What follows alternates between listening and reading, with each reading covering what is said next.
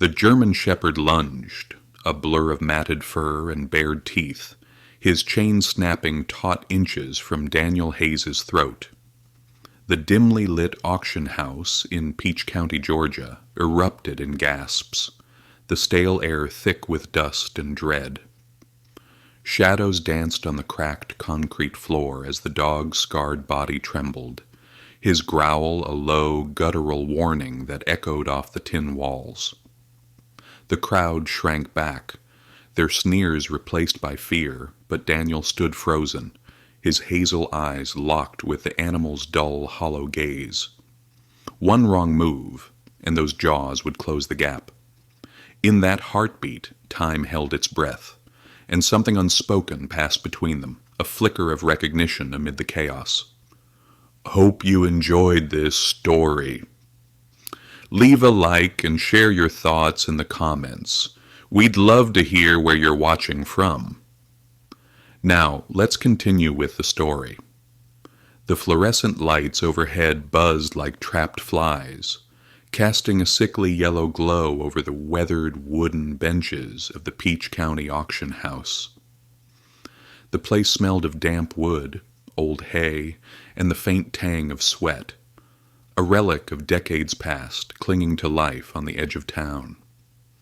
Outside, the Georgia night pressed against the grimy windows, heavy with humidity and the distant hum of crickets.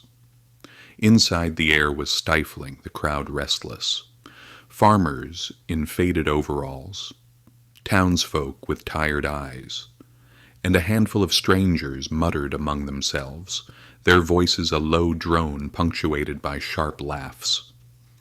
At the center of it all lay the dog, sprawled across the cold floor like a discarded rag, his ribs stark against his dull black and tan coat.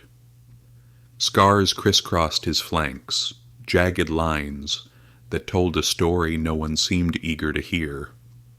The auctioneer, a wiry man named Amos with a voice scraped raw by years of tobacco and shouting, stood on a rickety platform, his gavel clutched in a bony hand. "Folks, we got a former military dog here," he rasped, wiping sweat from his brow with a stained handkerchief. "German shepherd, tough as nails once, I reckon. Starting bid's $50. Any takers?" His plea hung in the air, unanswered. The crowd shifted, their murmurs turning sour. "Not worth a dime," a burly man in a plaid shirt grunted, spitting tobacco juice into a cup. "Look at him, half dead already." "Damaged goods," a woman with pinched lips added, her arms crossed tight. "Who'd want that kind of trouble?" Amos's shoulders sagged, desperation cracking his weathered face. "Come on now, $50. Ain't nobody got a heart tonight?"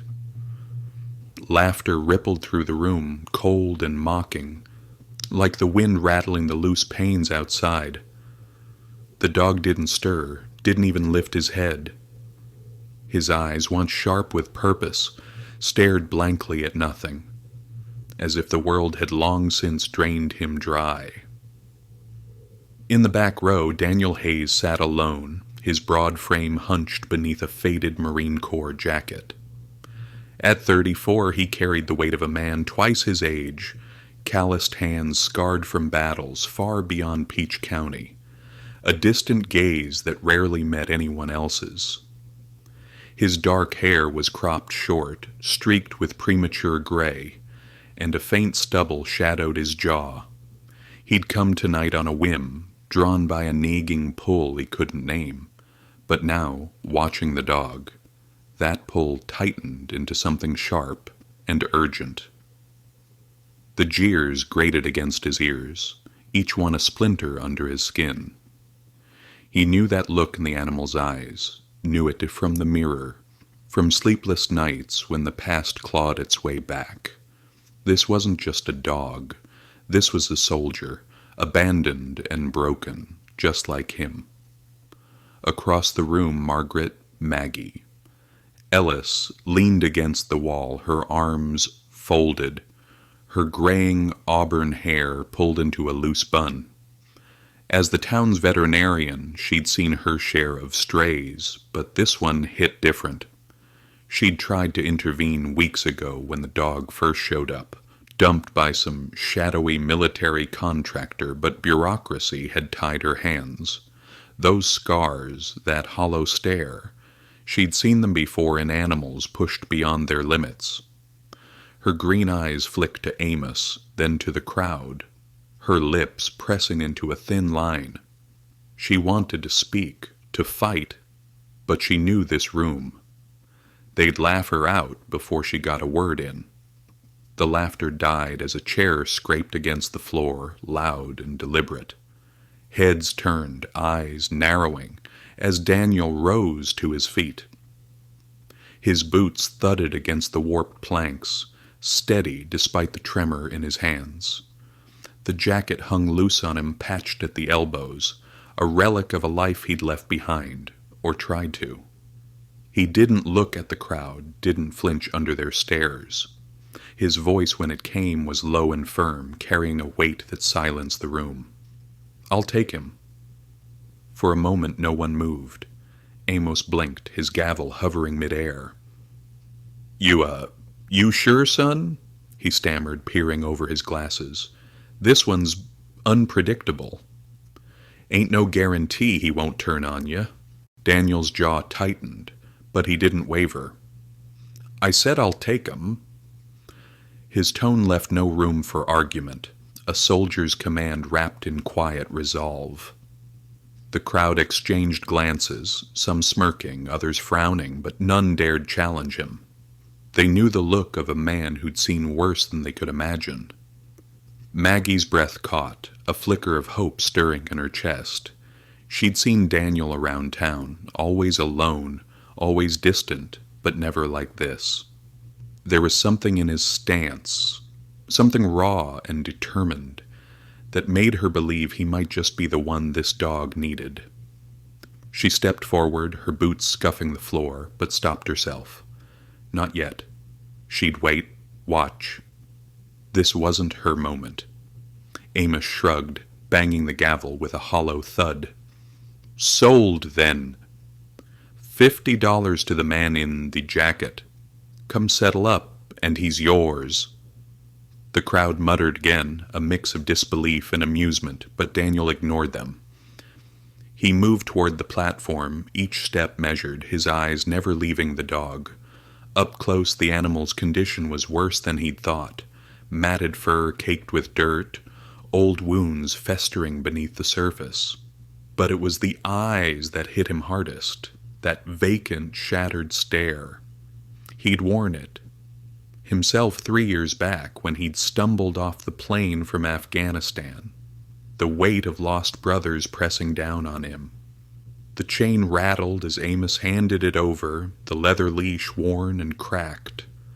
"I'd recommend a muzzle," he warned, scratching his neck. "He's been trouble since they brought him in. Snapped at half the staff." Daniel nodded, taking the leash without a word. He didn't need warnings. He'd handled worse. Men, missions, memories. It was no different. Crouching 6 feet from the dog, he kept his voice soft, steady, the way he'd learned with military canines overseas. "Hey, buddy," he said, his breath visible in the chilly air. "I'm Daniel. I'm not going to hurt you." The dog's ears twitched. A subtle shift, and those dull eyes flickered toward him. For a split second something sparked there. Cognizance, maybe, or curiosity, before it faded again. Daniel held still, his training kicking in. Never rush, never force. He could feel the crowd watching, their whispers buzzing like flies, but he tuned them out. This wasn't about them. It was about the dog, about what they'd both lost and what they might still find. Maggie edged closer, her voice quiet but firm. "His records are a mess," she said, glancing at Daniel. "Been here 3 weeks. Won't let anyone touch him. Barely eats. They've been calling him Zero, 'cause that's what they think he's worth." Her words dripped with bitterness. a challenge to the room's indifference. Daniel's gaze didn't waver from the dog. "That's not your name anymore," he murmured, almost to himself. "We'll find you a better one." He straightened, the leash loose in his hand, and turned to Amos. "Let's get this done." As he moved to sign the paperwork, the omniscient narrator lingered on the scene. A broken man and a broken dog, two souls teetering on the edge of redemption, bound by a moment no one else could understand. Outside, the Georgia night waited, vast and unyielding, ready to test them both. What lay ahead, on that small farm, in the shadows of their pasts, was a story yet unwritten, but already alive with possibility. The screen door creaked shut behind Daniel Hayes as he stepped onto the sagging porch of his small Georgia farm. The night air thick with the scent of damp earth and pine.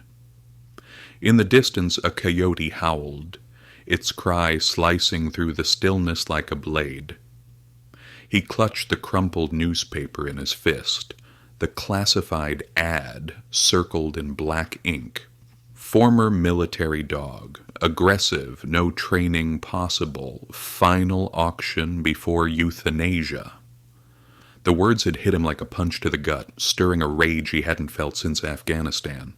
A rage born of betrayal, of seeing a warrior cast aside.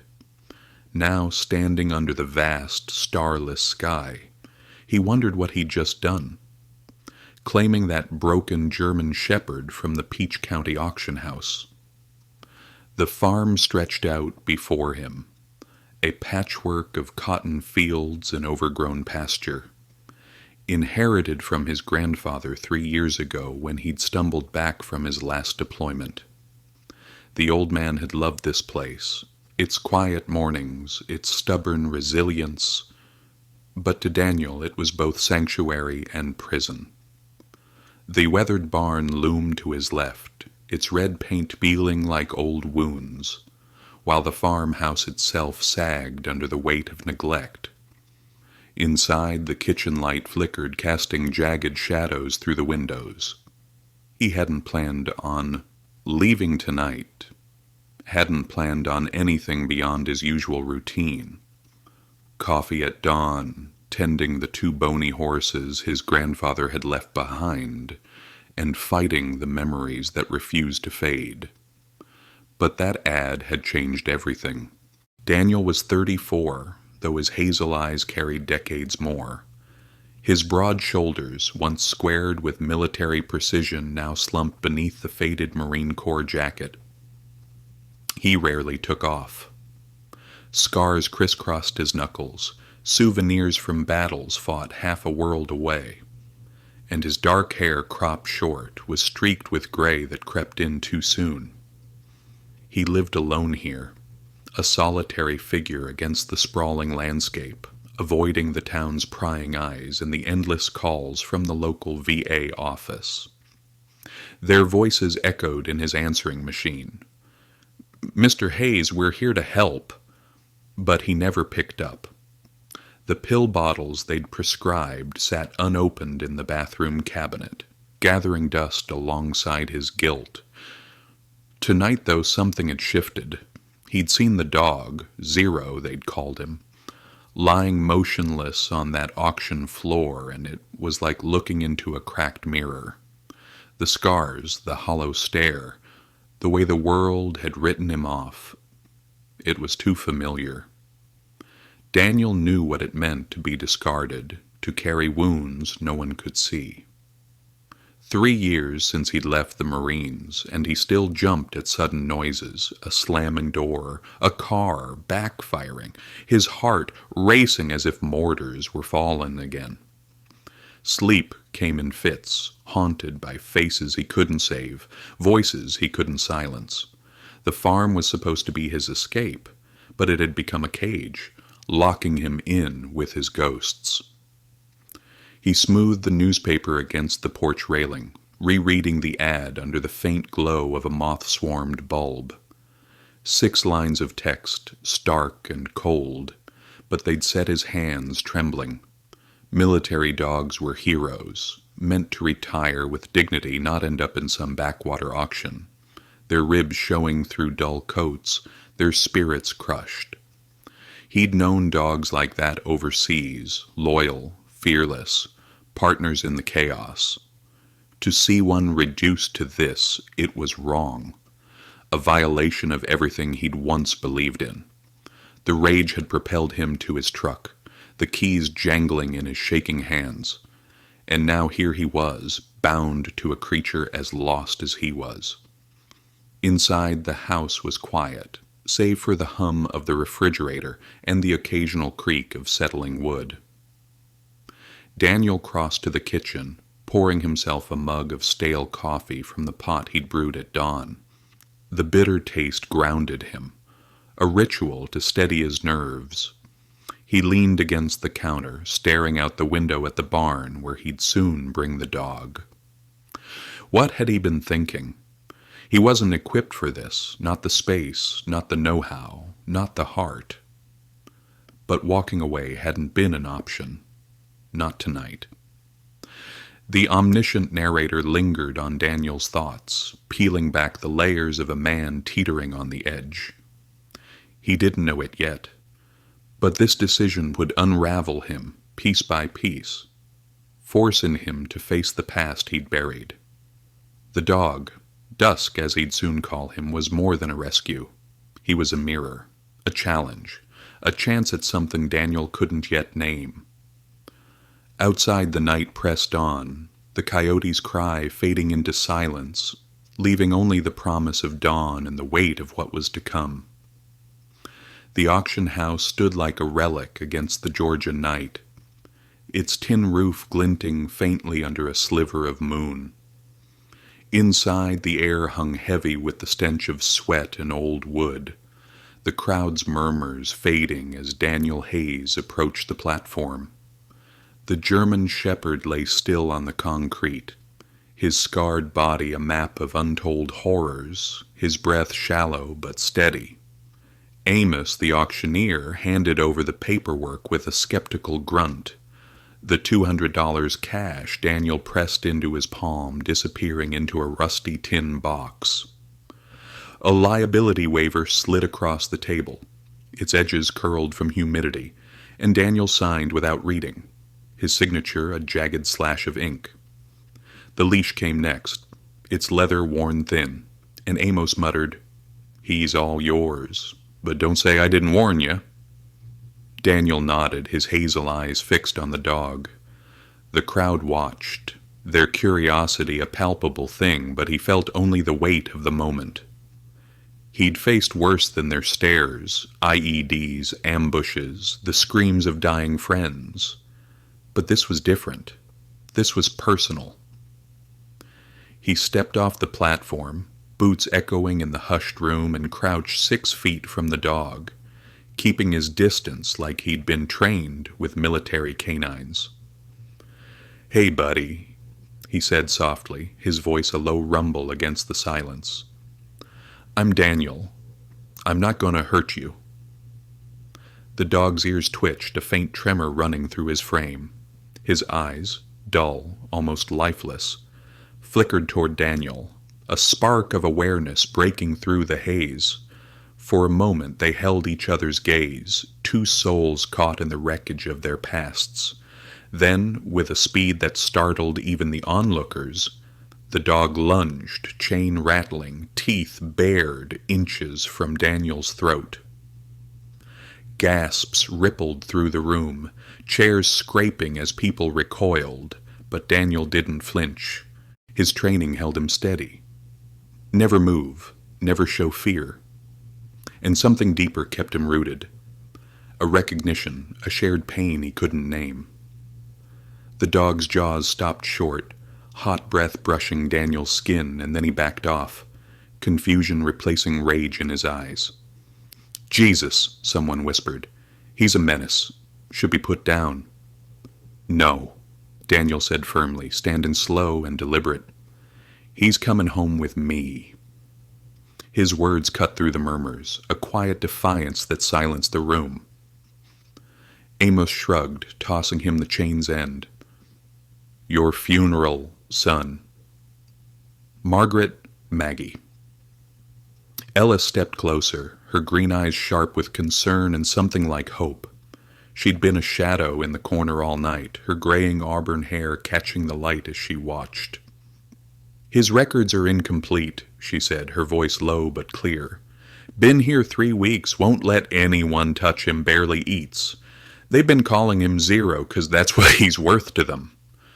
Her tone carried a bitterness honed by years of fighting for the lost ones, and Daniel felt it echo in his chest. He looked down at the dog, now still again, muscles tense beneath his scarred coat. That's not your name anymore, he murmured almost to himself. We'll find you a better one. He turned to Maggie, meeting her gaze for the first time. Dusk, he said, testing the word. That's what he is now. It fit, the edge of night, a shadow holding on to light. Maggie's lips twitched, a ghost of a smile, and she nodded. Getting Dusk to the truck was another battle. The dog refused to budge, his body rigid with fear, eyes darting to the exits as if expecting a trap. Daniel didn't push, didn't pull. He sat on the concrete, the cold seeping through his jeans, and talked about the farm, the open fields, the quiet he'd promised. An hour passed, then 2, the crowd thinning until only Maggie and a few stragglers remained. Mr. Hayes, Amos called, impatience sharpening his voice. We're closing up. If you can't handle him. We'll leave when he's ready, Daniel replied, his tone leaving no room for debate. The auctioneer huffed but said nothing more. As the moon climbed higher, casting long shadows through the windows, Dusk took a tentative step toward Daniel, then another. By the time they reached the truck, he walked beside him, not trusting, not yet, but willing. Maggie watched them go, her heart lifting despite the odds. She whispered, "Good luck," unsure if she meant it. For the man or the dog, the narrator lingered on the scene, peering into their futures. A farm waiting in the dark, a bond yet to be forged, and secrets buried deep, ready to surface. Dusk's scars held stories Daniel would soon uncover, and the night was only the beginning. The truck's engine sputtered to a stop in front of Daniel Hayes's small Georgia farm, the headlights slicing through the inky blackness before flickering out. The night wrapped around them like a heavy quilt, thick with the hum of cicadas and the rustle of pine needles in the breeze. Daniel stepped out, the gravel crunching under his boots, and opened the passenger door where Dusk sat rigid, his scarred frame silhouetted against the faint glow of the dashboard. The German shepherd's eyes darted to the open fields beyond, then to the weathered barn looming nearby, its sagging roof a dark smudge against the starlit sky. Daniel held the leash loose, his voice soft as he coaxed, "Come on, buddy. This is home now." Dusk didn't move, his muscles taut beneath his matted coat, his breath coming in shallow bursts. Daniel had prepared a corner of the barn for him. Fresh straw, a bowl of water, an old blanket from the attic. But the dog's gaze fixed on the enclosed space with a trembling intensity. It wasn't just reluctance, it was fear, raw and primal, etched into every line of his body. Daniel recognized it, the same dread he'd felt in tight quarters, after Afghanistan, when walls seemed to close in like a trap. He let the leash drop, crouching a few feet away, and waited. The air was cool now, a faint mist curling up from the cotton fields, carrying the earthy scent of Georgia soil. Minutes stretched into an hour, the silence broken only by the occasional hoot of an owl. Daniel sat on the damp ground, his faded Marine Corps jacket pulled tight against the chill, and began to talk. "This place used to be my granddad's," he said, his voice low and steady, the way he'd calmed spooked recruits in the field. He'd sit out here at dawn, watching the sun come up over those fields. Said it was the quietest place he knew. Plenty of room to breathe, dusk. No cages, no chains, just space. He didn't know if the dog understood, but the words were as much for himself, a tether to something solid in the swirling chaos of his mind. Dusk's ears twitched, his head tilting slightly, but he stayed put, a statue carved from shadow and scars. Daniel kept going, his breath visible in the night air. "Got 2 horses out back, old as dirt, but they keep me company. You'll meet 'em tomorrow, maybe. No rush." He leaned back, resting on his hands, the cold seeping through his jeans. He'd learned patience overseas, waiting out ambushes, waiting for dawn, and he'd use it now. This wasn't about forcing dusk inside. It was about proving there was no threat here, no pain waiting in the dark. The sky lightened faintly in the east, a gray promise of morning when dusk finally moved. One tentative step, then another, his claws clicking softly against the truck's floorboard. He didn't come close, didn't trust yet, but he slid down to the ground, keeping Daniel in his peripheral vision. It was enough. Daniel stood slow, brushing dirt from his palms, and led the way to the porch steps. Dusk followed, at a distance, settling near the fence line, his eyes fixed on the barn as if it might swallow him whole. Daniel sat on the steps, the wood creaking under his weight, and watched the dog watch the night. Neither slept, but the quiet held them together, a fragile thread in the vastness. At dawn, the rumble of a pickup broke the stillness, dust kicking up along the gravel drive. Margaret Maggie. Ellis climbed out, her vet bag slung over her shoulder, her graying auburn hair catching the first rays of sunlight. She'd been up half the night, worrying about the dog she couldn't save through paperwork, and now here he was, alive, but barely. She approached slow, her boots scuffing the earth, and stopped when she saw them. Daniel, exhausted, his eyes rimmed red. Dusk, motionless, a bowl of untouched kibble beside him. "Rough first night?" she asked, her voice gentle but edged with concern. "We're adjustin'," Daniel replied, his throat hoarse from hours of talking to a dog that wouldn't come near. He rubbed his stubbled jaw, glancing at Dusk. He wouldn't go in the barn, stayed out here instead. Maggie nodded, crouching to study Dusk from a safe distance. "Trauma'll do that. Seen it in strays before. Confined spaces set him off. Whatever he's been through, it wasn't kind." She set her bag down, pulling out a notepad. "He eat anything?" "Not yet." Daniel's gaze softened, a flicker of worry breaking through his stoic mask. Just sits there, watchin'. Maggie scribbled a note, her lips pressing into a thin line. She knew the odds. Starvation, stress, the slow unraveling of a body pushed too far. But she saw something else, too. Daniel's quiet resolve, the way he mirrored the dog's stillness. "Give him time," she said, standing. "He's testing you, seeing if you're safe.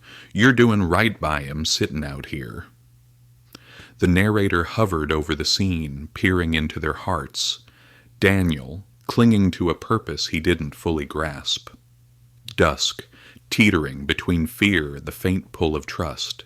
Maggie, a bridge between them, her own hope tethered to their survival. The farm lay quiet, the day stretching ahead, a canvas for what might yet be. Rain pattered against the tin roof of Daniel Hayes's kitchen, a soft drumbeat that filled the small farmhouse with a restless energy. The hanging lamp cast a warm glow over the oak table, where papers lay scattered, yellowed military records Maggie Ellis had dropped off that afternoon. Daniel sat hunched over them, his coffee gone cold, his hazel eyes tracing the faded ink. The German shepherd, Dusk, lay near the door, his scarred body tense, ears pricked at every gust, rattling the windows. Outside, the Georgia sky churned, dark clouds rolling in from the west, promising a storm to match the one brewing inside. Maggie had arrived earlier, her vet truck kicking up mud as she pulled into the drive. "Finally got something from my contacts," she'd said, handing him the manila envelope. "His real name's Duke. Served with the Marines in Afghanistan, Special Ops, 3 combat tours. Highly decorated, but then... well, you'll see." Her voice had faltered, her green eyes shadowed with unease. "Records are half redacted, but what's there ain't pretty?" She'd left him with that, a warning and a lifeline, and now Daniel sat alone, piecing together a past that felt too close to his own. The documents told a fractured story.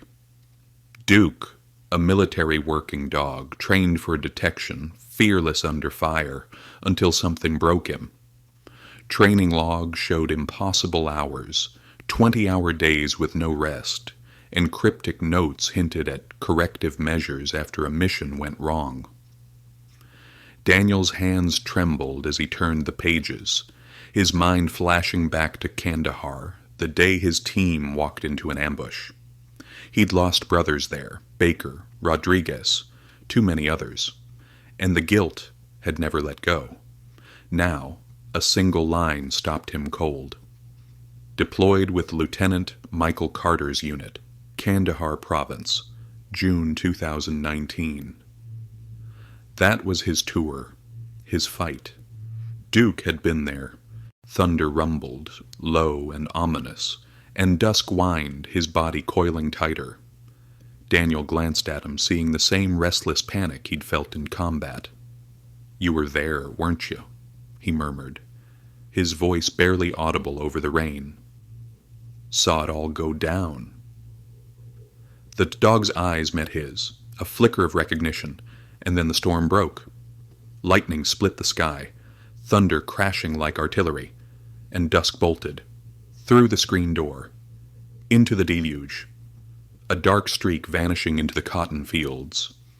Daniel grabbed his jacket, the fabric damp from the night before, and ran after him, mud sucking at his boots. Rain lashed his face, soaking through to his skin, but he didn't stop. "Dusk!" he shouted, voice lost in the wind. He found him 2 miles out, trapped in a ditch, his paws scrabbling at the slick earth, shoulder bloodied from a collision with the fence. The dog's eyes were wild, whites showing, but Daniel didn't hesitate. He slid into the mud beside him, rain pelting his back, and sat there close but not touching. "I know what it's like," he said, his voice soft against the storm's roar. "When the thunder sounds like mortars, when every shadow's a threat. I've been there, buddy. Where you can't trust anyone, 'cause trust got your friends killed." He swallowed hard, the memory of Baker's laugh, Rodriguez's quiet prayers, cutting deeper than the cold. "But you can't stay there forever. I've tried." Dusk's ears twitched, his trembling slowing as Daniel's words wove through the chaos. The rain eased, the sky quieting, and the dog took a shaky step toward him, then another. He didn't come close enough to touch, but he didn't run either. They walked back together, man and dog, soaked and weary, the farm a faint outline in the dawn light. Inside, Daniel sank into a chair, Dusk collapsing near the hearth, and the silence settled like a balm. The narrator watched them, knowing the storm had shifted something irrevocable. Those records held more than Duke's past. They held the key to Daniel's, a thread tying them to a day neither could forget. The truth was coming, slow and relentless, and it would change everything. The midday sun beat down on the small Georgia town near Daniel Hayes's farm, its rays glinting off the whitewashed steeple of the old Baptist church and the dusty windows of Wilson's General Store. The air buzzed with the drone of cicadas and the faint clatter of a tractor in the distance, a sleepy rhythm disrupted by the crunch of tires on gravel. A beat-up Chevy pulled up to the farm, dust swirling as Walter Brooks stepped out, his weathered hands gripping a cane carved from oak. At 68, the retired Marine K-9 handler carried the stoop of years, but his sharp blue eyes held a fire that time hadn't dimmed.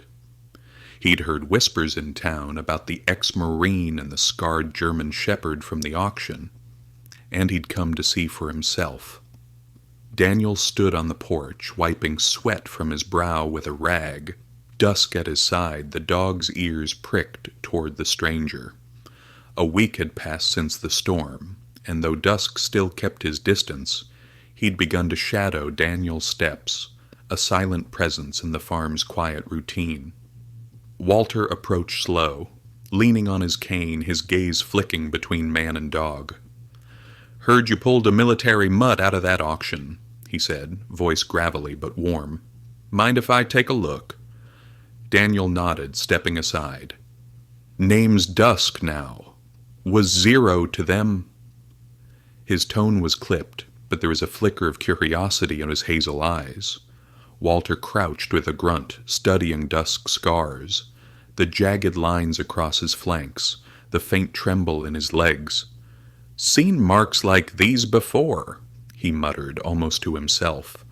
"Harsh training. Too harsh. Shock collars, maybe worse. He's been through hell, all right." Dusk tensed, but he didn't retreat. His eyes locked on Walter's. The old man straightened, a shadow crossing his face. "I lost 2 dogs to a program like that. Labeled unstable after they started limping. Never sat right with me." He met Daniel's gaze, a silent understanding passing between them. 2 men who'd served, who'd seen the cost of loyalty misused. "He's one of ours," Walter said, firm as a vow. "We don't let him go like this." Word of Dusk spread like wildfire through the tight-knit community of Peach County veterans. By afternoon, a second visitor arrived, Helen Carter, widow of Lieutenant Michael Carter, Daniel's squad leader in Afghanistan. She stepped from a modest sedan, her gray hair pulled into a neat bun, a manila folder clutched in her hands. Her brown eyes, lined with grief, softened as they landed on Dusk. "I knew it was him," she whispered, voice trembling. "Mike wrote about him, said he saved 3 of his men before—" She trailed off, tears welling, and knelt slow, offering her hand. Dusk hesitated, then pressed his head against her palm, a gentle gesture that stole Daniel's breath. "Duke," Helen murmured, using his old name. "Mike called him that in his letters. Said he was the best damn dog they had." She looked up at Daniel, a faint smile breaking through her sorrow. "You're the one who took him in." "Yeah," Daniel replied, his throat tight. "Didn't know he was Mike's." The name hit him hard. Carter, the man who'd held their unit together, gone in that Kandahar ambush. Helen's presence stirred memories he'd buried, but Dusk's reaction stirred something deeper. A bridge to a past he couldn't outrun. Helen opened the folder, pulling out a letter yellowed at the edges. "Mike wrote this a week before he died," she said, handing it to Daniel. "Said Duke took a bullet for them, kept him alive till help came. After that, they shipped him off. Never knew what happened till now." Daniel scanned the scrawled words, Carter's familiar handwriting cutting through the years. "This dog's a hero, Helen. Deserves better than what they'll give him."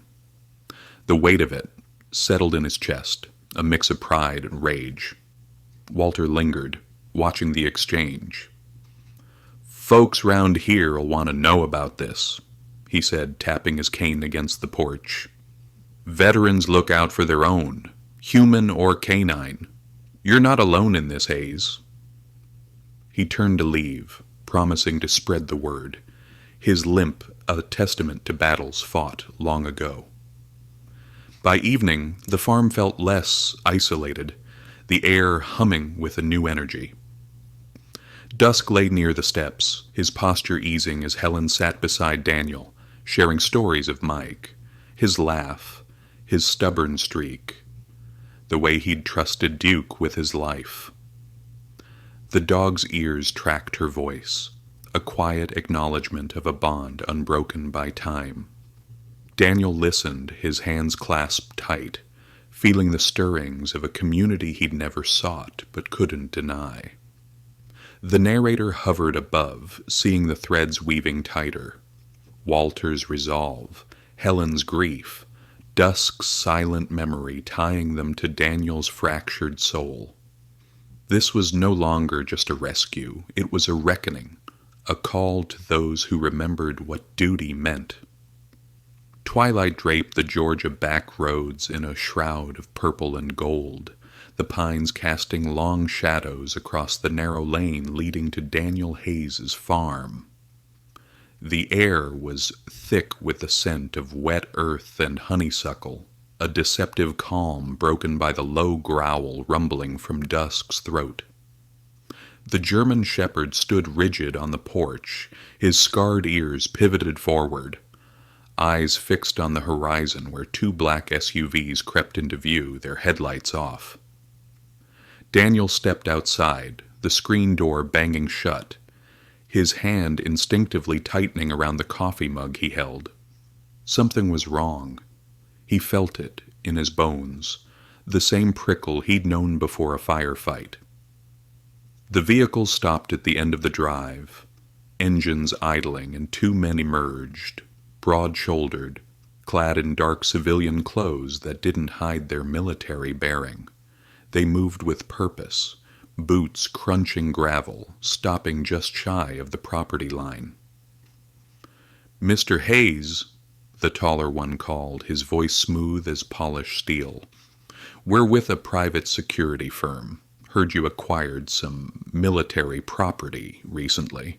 We'd like to discuss a transaction." Daniel's jaw clenched, his hazel eyes narrowing.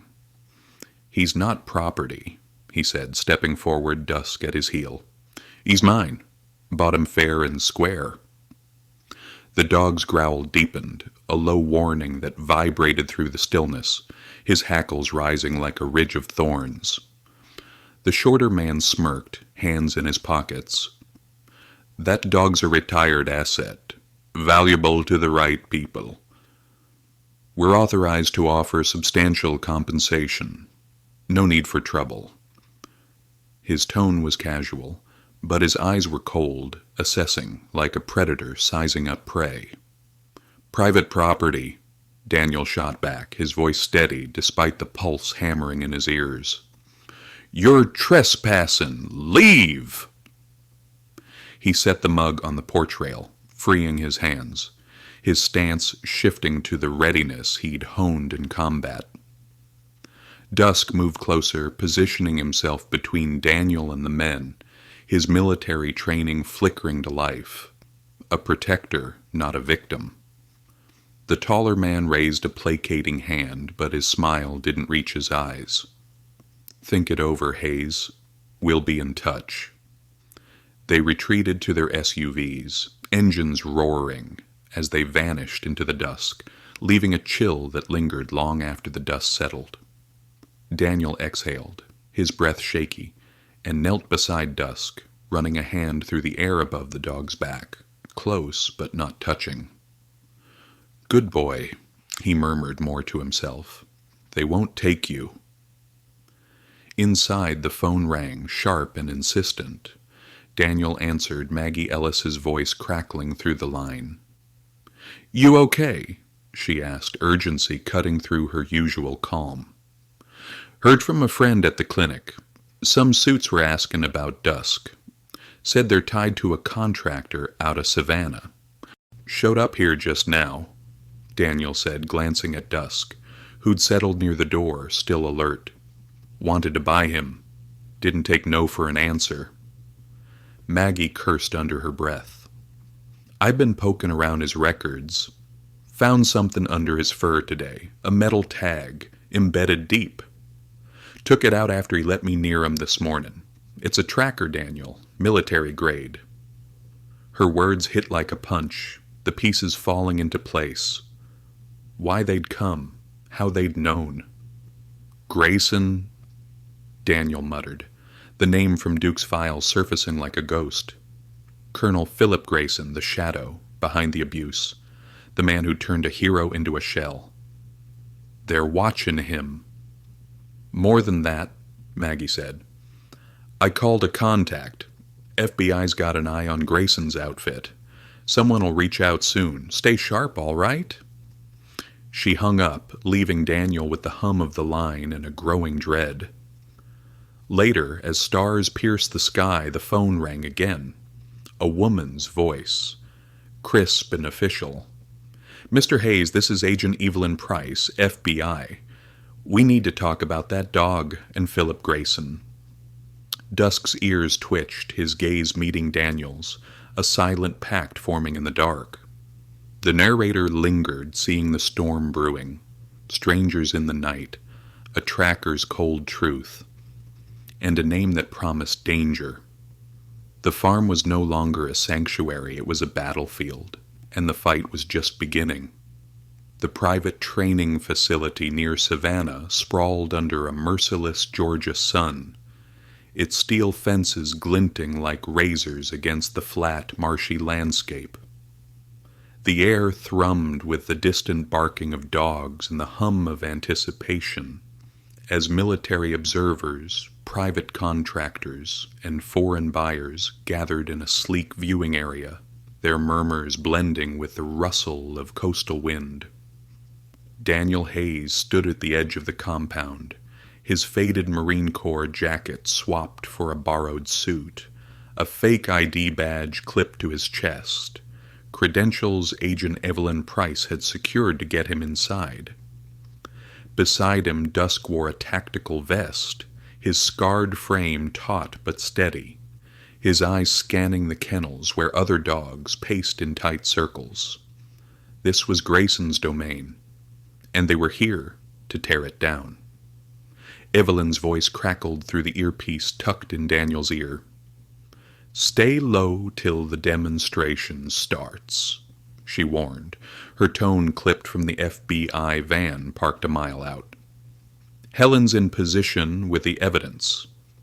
We've got 15 minutes to ID Grayson's key players. Daniel nodded, adjusting his tie, his hazel eyes flicking to Helen Carter, who moved through the crowd, posing as a journalist. Her gray hair gleamed under the sun, a camera slung around her neck concealing a transmitter that would beam everything to Evelyn's team. In her bag, she carried her husband's letters and photos, proof of the abuse Duke and others had endured under Colonel Philip Grayson's command. The demonstration began at noon, sharp, a loudspeaker crackling to life as Grayson took the stage. He cut an imposing figure in a tailored suit, his silver hair slicked back. Every inch the confident businessman. Ladies and gentlemen, he boomed, voice carrying over the grounds. Today you'll see the future of tactical canine training. Precision, obedience, results. The crowd applauded, but Dusk's ears flattened, a low growl rumbling in his throat. Daniel placed a hand near the dog's shoulder. Not touching, but close. A silent reassurance as Grayson's words echoed, with a lie they both knew too well. Helen worked the crowd, her camera flashing as she slipped copies of Mike's letters into the hands of select observers, men in crisp uniforms, women with sharp eyes. Read this, she whispered, her voice steady despite the tremor in her hands. It's what they don't want you to know. The papers detailed Duke's heroism, the brutal enhanced training that followed, and the systematic elimination of dogs deemed unfit. Daniel watched her, his chest tight, knowing each move brought them closer to exposure or ruin. Dusk's head snapped toward the kennels, his nose twitching at a scent Daniel couldn't catch. "What is it, buddy?" he murmured, following the dog's gaze. Through a gap in the fence, he saw two handlers loading a sedated German shepherd into a van, its limp body slung over a shoulder like a sack. Evelyn's voice hissed in his ear. "They're moving dogs out back, cleaning house before we can document it. Get eyes on it now." Daniel signaled Dusk, and they slipped through the crowd, moving with the quiet precision of a soldier and his canine partner. At the kennel gate, Daniel confronted the handlers, his voice cutting through the humid air. "Stand down. Federal investigation in progress." The taller handler, a young man with nervous eyes, froze, lowering a tranquilizer gun. "These dogs are scheduled for retirement," he stammered. "Major's orders." "Retirement?" Daniel stepped closer, Dusk at his side, the dogs bearing a silent challenge. "Like this one. Check his ID number. See what Grayson did to him." The handler hesitated, then peered at Dusk, recognition dawning. "Wait, that's Duke?" They said he was euthanized, combat stress. His voice faltered, doubt creeping in. Grayson's voice interrupted, sharp and close. "Problem, gentlemen?" He rounded the corner with two security guards, his composure slipping as he saw Dusk. "Well, Hayes," he said, recovering with a thin smile, "I wondered when you'd show. Expected more dramatics, though." His eyes flicked to the sedated dog, then back to Daniel, a flicker of unease betraying his calm. "No dramatics needed," Daniel replied, his tone ice-cold. "Just the truth about the dogs you've broken, the evidence you've buried." Before Grayson could respond, shouts erupted from the kennels. Smoke billowed from a rear building, flames licking at the dry wood. A desperate move to destroy records. "Get that dog out!" Daniel barked, and Dusk sprang forward, dodging a guard to reach the van. With a nudge of his nose, he roused the sedated shepherd, guiding it to safety as fire roared behind them. Chaos erupted, observers scattering, handlers fleeing. But Daniel and Dusk stood firm, the flames casting their shadows long and defiant. Grayson vanished into the smoke, his empire cracking, but the fight wasn't over. The narrator watched, knowing this was the turning point. Truth ignited, a bond tested, and a cost yet to be paid. The Peach County Veterinary Clinic buzzed with tension, its sterile white walls bathed in the harsh glow of fluorescent lights. The air smelled of antiseptic and acrid smoke, a bitter reminder of the fire at Grayson's facility hours earlier. Dusk lay on a steel table in the emergency room. His scarred body still, his breathing labored through an oxygen mask. Burns marred his left side, singed fur peeling away to reveal raw skin, and his lungs rasped from the smoke he'd braved to save another dog. Daniel Hayes stood at the window, his hands stained with soot, his hazel eyes fixed on the German shepherd who'd risked everything. Outside, the Georgian night pressed close, rain tapping the glass like a mournful drum. Maggie Ellis moved with quiet urgency. Her graying auburn hair tied back as she adjusted IV lines and checked monitors. "Smoke inhalation severe," she said, her voice steady but strained. "Burns are bad, but the lungs are the worry. Next 24 hours are critical." Daniel nodded, his jaw tight, unable to speak past the lump in his throat. He'd carried Dusk from the chaos himself, the dog's weight a lifeline as flames roared behind them, and now he stood helpless, watching machines fight a battle he couldn't. Word of the rescue spread fast, and by midnight the clinic's waiting room filled with faces from Peach County. Walter Brooks arrived first, his cane tapping the linoleum, his sharp eyes softened with concern. "Heard what he did," he said, clapping Daniel's shoulder.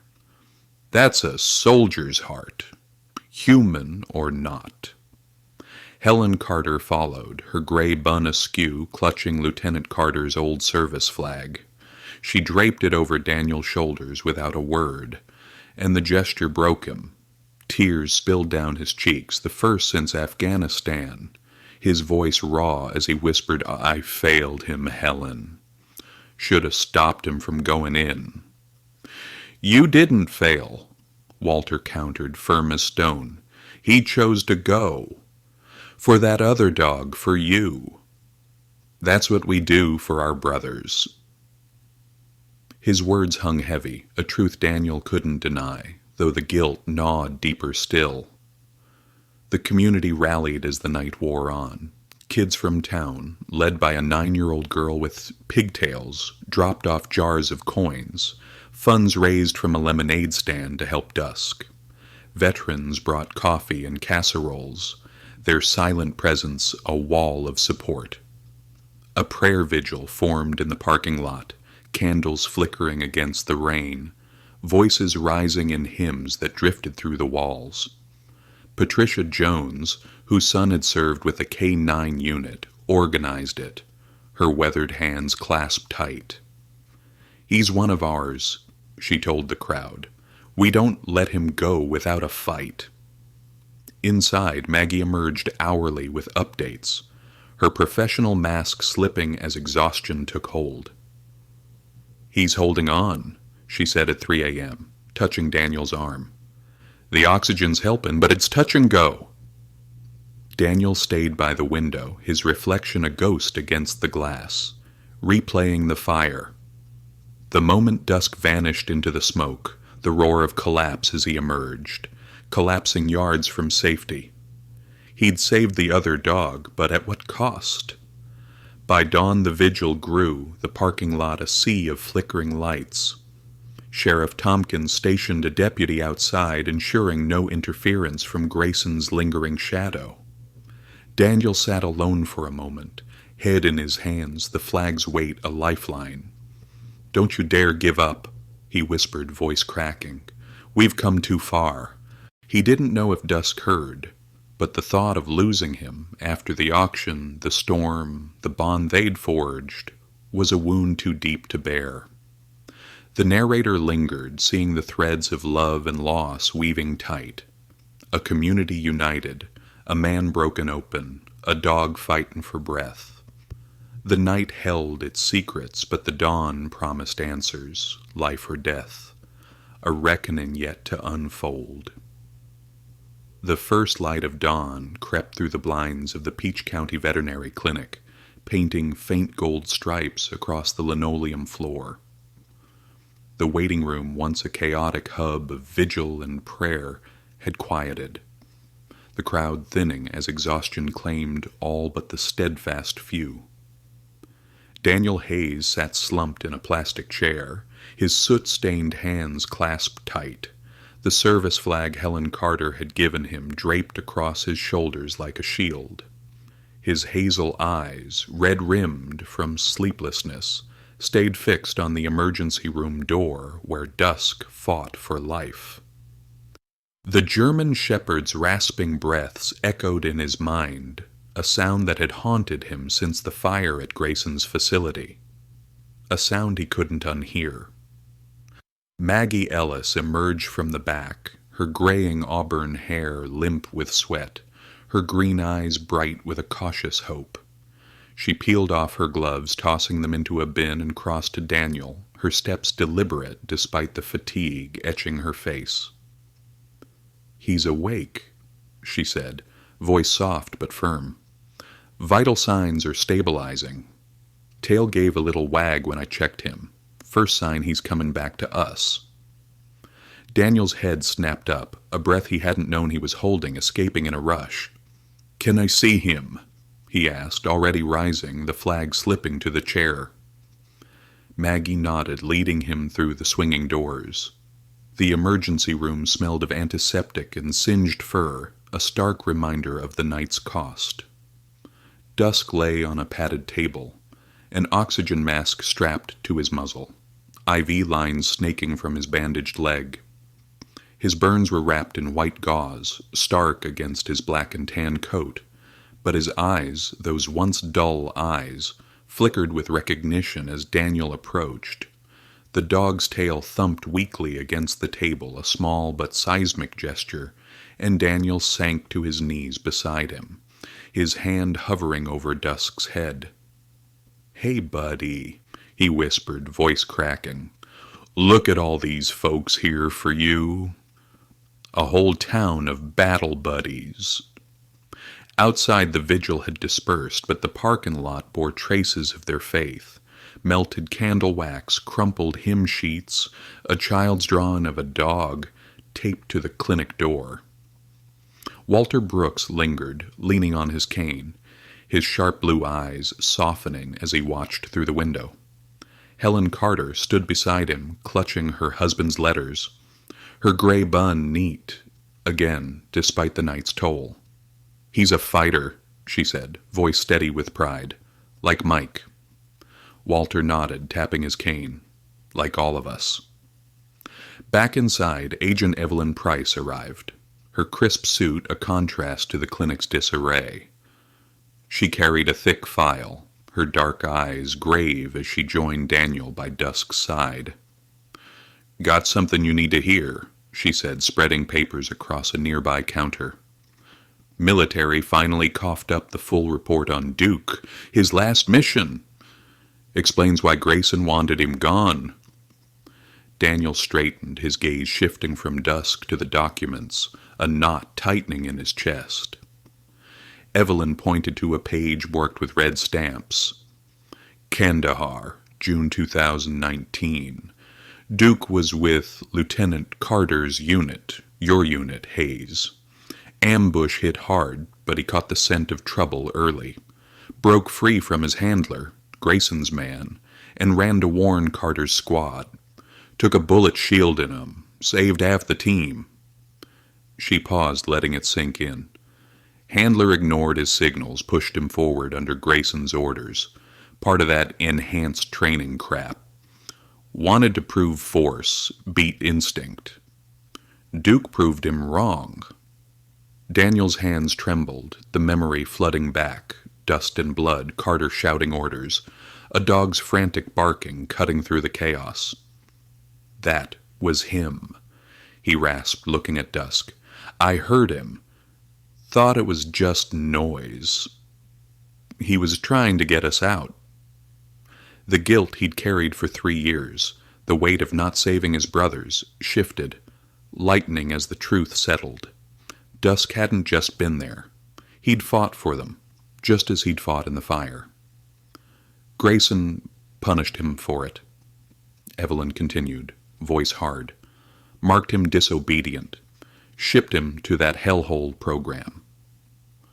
Wanted him erased because he could have exposed the whole operation. She tapped the file. "This clears him and you. He's a hero, Hayes, not a washout." Maggie watched from the corner, her notepad forgotten, tears brimming as she saw Dusk lift his head, eyes locked on Daniel. "You were protecting them," Daniel said softly, his hand finally resting on the dog's neck. The first touch Dusk didn't flinch from. "Just like you protected that dog last night." The room stilled, a moment of absolution binding them, man and dog, survivors of the same war. By midday, the clinic buzzed with quiet celebration. Kids dropped off more coins, veterans shook Daniel's hand, and the sheriff's deputy grinned from the door. Dusk's recovery wasn't certain, but it was possible, and that was enough. The narrator lingered, seeing the dawn break wider. A past redeemed, a bond solidified, and a community ready to carry them forward.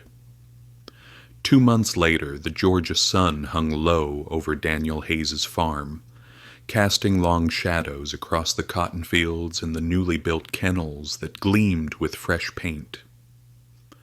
The once solitary property had transformed into the Dusk Recovery Haven, a sanctuary for retired military dogs and their handlers.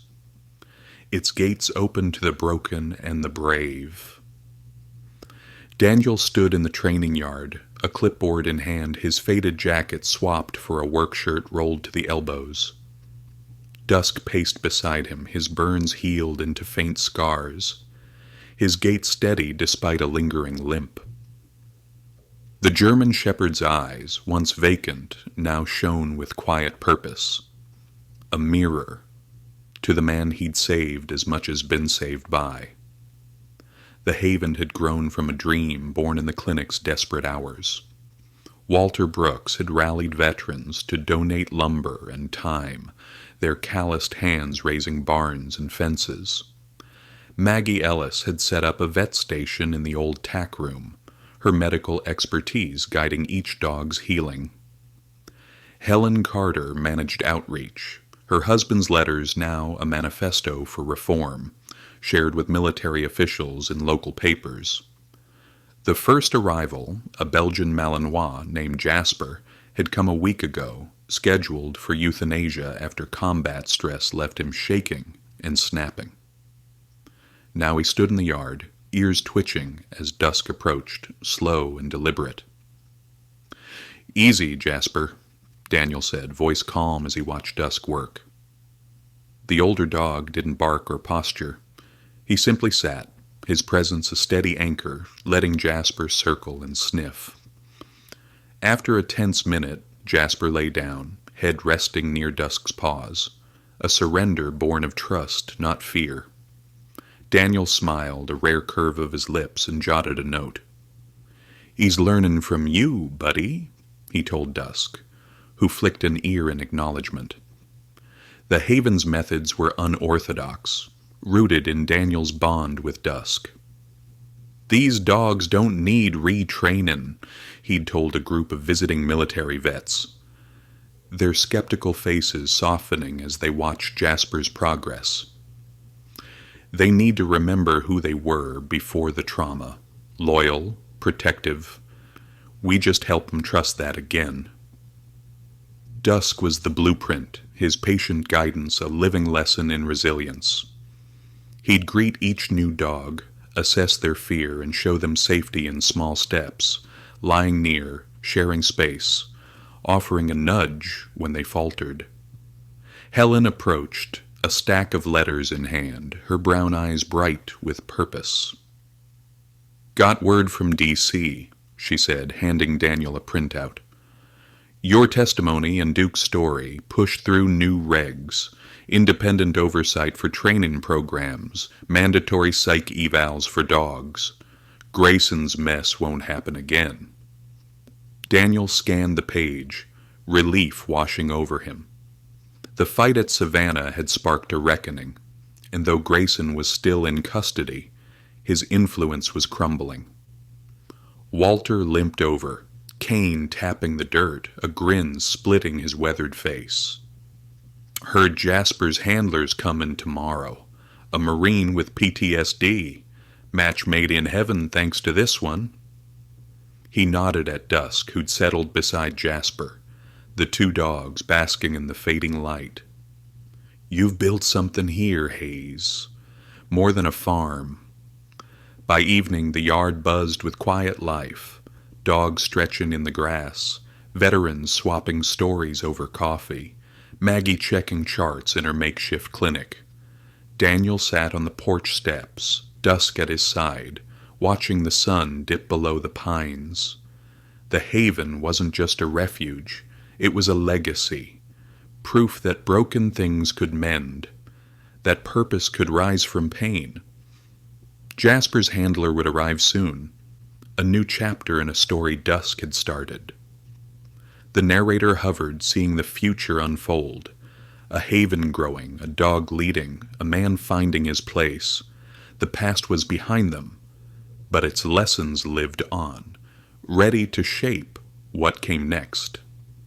The autumn sun dipped low over Daniel Hayes's farm in Peach County, Georgia, painting the cotton fields in hues of amber and rust. Golden leaves spiraled from the ancient pines, drifting across the gravel drive to settle on the porch where Daniel sat. His broad frame settled into a rocking chair worn smooth by years. The air carried the crisp scent of fall, wood smoke, damp earth, and the faint sweetness of late-blooming honeysuckle, a season of endings and quiet promises. Beside him lay Dusk, the German shepherd's once vibrant coat now streaked with gray, his scarred muzzle resting on his paws. At 12 years old, his eyes still held a spark, though dimmed by time, and his breaths came slow, a rhythm Daniel had memorized through countless nights. The farm had grown into the Dusk recovery haven, its boundaries marked by sturdy fences and kennels alive with the soft barks of retired military dogs. The original barn, once a shadowed relic, stood renovated, a state-of-the-art training center where veterans and their canine partners rebuilt what war had broken. 5 years had passed since the fire at Grayson's facility, since Dusk's heroism had ignited a movement, and the haven had become a beacon, drawing souls from across the country. Today it buzzed with the annual Dusk Run, an event that swelled the fields with laughter, footsteps, and the jingle of dog tags as handlers and their charges raced in honor of healing and hope. Danielle's hands, scarred and steady, rested on a leather journal, Lieutenant Michael Carter's, gifted by Helen after the reforms took root. Its pages, yellowed but cherished, held the genesis of their journey, tales of Duke's courage, warnings of Grayson's cruelty, a plea for justice that Daniel and Dusk had answered. He wore a work shirt now, the faded Marine Corps jacket hung inside, a relic of a past he'd made peace with. His dark hair was fully gray, his face etched with lines of loss and triumph, but his hazel eyes shone clear, reflecting a man who'd found his place. Dusk lifted his head, ears twitching as a group approached. New arrivals for the haven, 3 veterans and their dogs, their faces a mix of wariness and longing. Among them stood a young woman, her arm in a sling, her German shepherd limping beside her. Daniel rose, slow but sure, and Dusk followed, his gait stiff but deliberate. "Welcome," Daniel said, voice warm as the twilight. "You're home now." The woman nodded, tears brimming, and her dog sniffed Dusk, who sat with quiet dignity, offering the same patient presence he'd given Jasper years ago. It was a ritual now, Dusk greeting the broken, showing them the way back. Helen Carter emerged from the training barn, her gray hair loose in the breeze, a clipboard in hand. She'd become the haven's heart, her outreach turning their story into a national call for reform. "Crowd's bigger this year," she said, smiling at Daniel. "Folks from Texas, even Canada. They're here for him." She nodded at Dusk, who'd settled back beside Daniel, his eyes tracking the runners in the distance. The Dusk Run had grown beyond Peach County, a celebration of loyalty and second chances, its proceeds funding the haven's work. Walter Brooks limped over, his cane tapping a steady beat, his sharp blue eyes twinkling beneath a worn cap. "Got a letter from the Pentagon," he announced, handing Daniel an envelope. "Shadow Protocol's official, named after him. Every military dog's tracked now, cared for till the end. Grayson's ghost don't haunt him anymore." Daniel opened it, scanning the formal praise. In recognition of Duke Dusk Hayes, whose resilience reshaped canine welfare. He folded it, slipping it into the journal, a quiet pride settling in his chest. Maggie Ellis joined them, her vet bag slung over her shoulder, her green eyes softened by years of healing. "Jasper's handler sent a photo," she said, showing Daniel a picture of the Malinois, now graying, curled beside a Marine on a porch swing. "Says they're both sleeping through the night now. First time in years." Dusk's tail thumped once, a faint echo of approval, and Maggie knelt beside him, running a gentle hand over his scars. "You started this, old man," she murmured, her voice thick. The day unfolded in golden light, the dusk run weaving through the fields, veterans cheering as dogs bounded beside them. Children from town darted among the crowd, their Save Our Dusk posters faded but proud, remnants of the fundraiser that had pulled him through that first night. Sheriff Tompkins waved from the finish line, his deputy tossing treats to the finishers, a tradition born of gratitude. Patricia Jones led a hymn near the barn, her prayer vigil now an annual rite, her faith unwavering. As dusk fell, fittingly, beautifully, Daniel and Dusk returned to the porch, the crowd's hum fading into the twilight. The haven glowed with string lights, a constellation of hope against the darkening sky. Daniel sat, Dusk stretching beside him, and for a moment they simply were. Two warriors who'd fought their way to peace. The journal lay open on his lap, Carter's words a quiet companion. Some courage can't be measured by human standards. Then Dusk shifted, his head lifting to rest on Daniel's knee. A gesture rare in their early days, now a quiet ritual. His eyes met Daniel's, clear and calm, and a soft whine escaped his throat, not of pain but of farewell. Daniel froze, his breath catching as he felt the weight of it, the slowing rhythm, the gentle surrender. "Hey, buddy," he whispered, hand settling on Dusk's neck, fingers tracing the scars they'd both earned. "You've done enough." Dusk's tail gave one last wag, weak but sure, and his eyes closed, his body easing into stillness. The night held its breath, the cicadas falling silent as if the world itself mourned. Daniel bowed his head, tears spilling onto the journal, the flag slipping to the floor. He didn't sob, grief was too deep for that, but sat with the loss, the porch creaking beneath him, the haven alive beyond. Helen found him first, her gasp soft as she saw Dusk, her hand flying to her mouth. Walter followed, his cane stilling, his face crumpling as he knelt beside the dog. Maggie came last, her vet's instinct confirming what they all knew, her tears silent as she checked his pulse. "Natural," she said, voice breaking. "Peaceful. He just let go." They gathered around, a circle of love and reverence, their hands resting on Dusk's fur, a final salute to the warrior who'd led them here. The next morning, under a sky streaked with pink and gold, Daniel buried Dusk beneath the tallest pine, where they'd first sat that stormy night years ago. He dug alone, the earth yielding to his shovel, sweat mixing with tears. The journal went with him, wrapped in Carter's flag, a tribute to the past that had forged their present. Walter carved a marker, Duke Dusk. Hayes, hero, friend, and Helen planted wildflowers, their roots a promise of spring. Maggie left a dog tag from Jasper, a symbol of the lives Dusk had touched.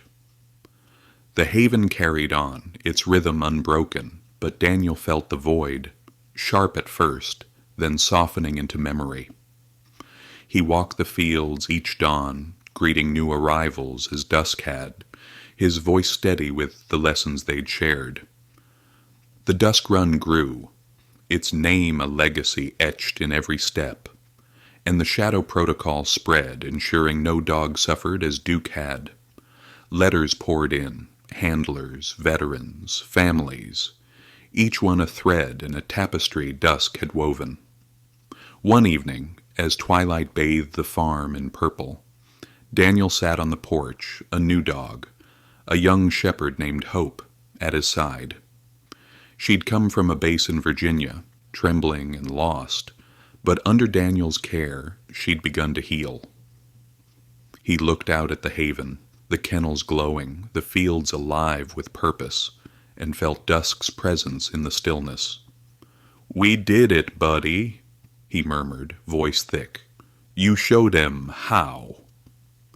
The narrator lingered, seeing the story close.